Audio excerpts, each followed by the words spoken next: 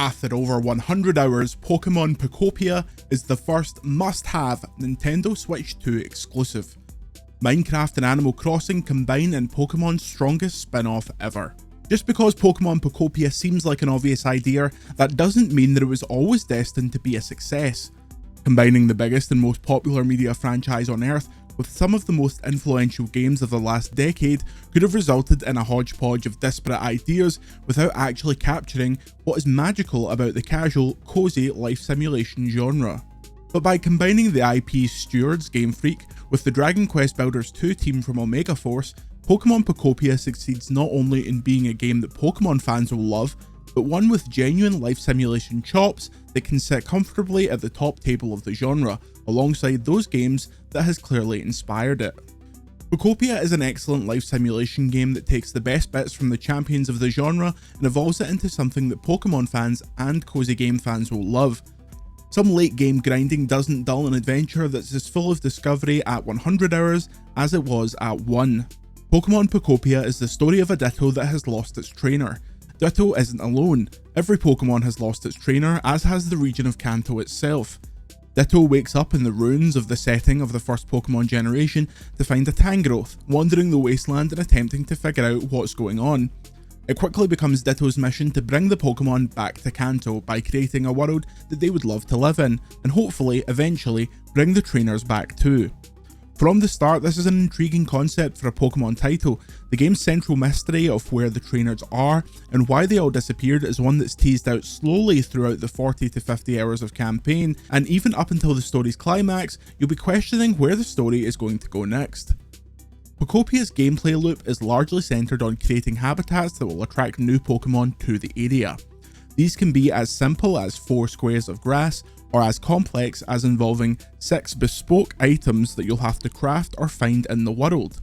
Once a habitat is complete, after a short period of time, a Kanto favourite, or one of the several cameos from across the generations, will appear and join you in your new Pokémon society. Pokémon quickly live and work alongside each other.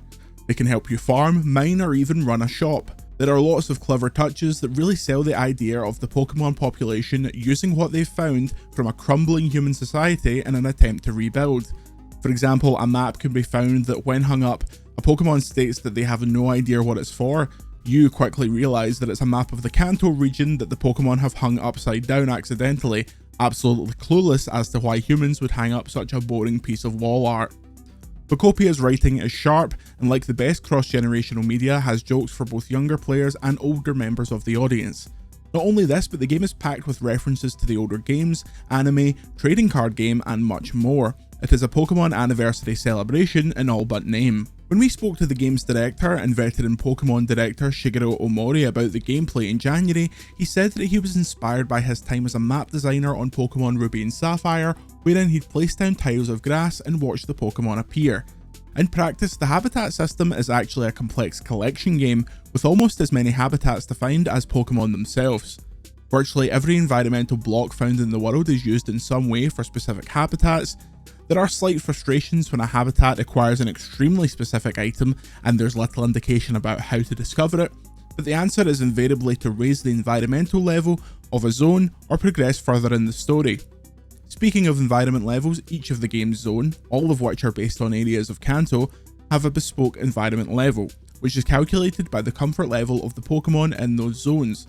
When you discover a new Pokemon, the progress towards the level will increase, but the key to raising it as high as possible is making sure the Pokemon are happy. You can do this by giving them food, finding items that suit their personality, or building houses for them to live in. Pokemon will also have specific requests that will raise their happiness level. You can also raise a Pokemon's happiness by placing items in the area around its habitat, or, once you've moved them into a house, adding furniture, flexing your interior decorating skills. A small number of Pokemon will teach you abilities that can be used to terraform the world or traverse more easily. For example, Bulbasaur will teach you Leafage, which will allow you to pull grass out of the ground. Scyther will teach you Cut, Squirtle will teach you Water Gun, and so on. These are your tools for exploring and creating the world of Pokemon Pokopia. The system is well implemented, but I did find some frustration as to which moves Ditto was able to learn and which it wasn't. There is regularly a need to light things on fire, for example, but despite meeting Charmander in the game's opening, Ditto is never granted that power. Some tasks, like the aforementioned fire starting or the ability to charge up electrical items, are left to Pokemon that you bring back to Kanto.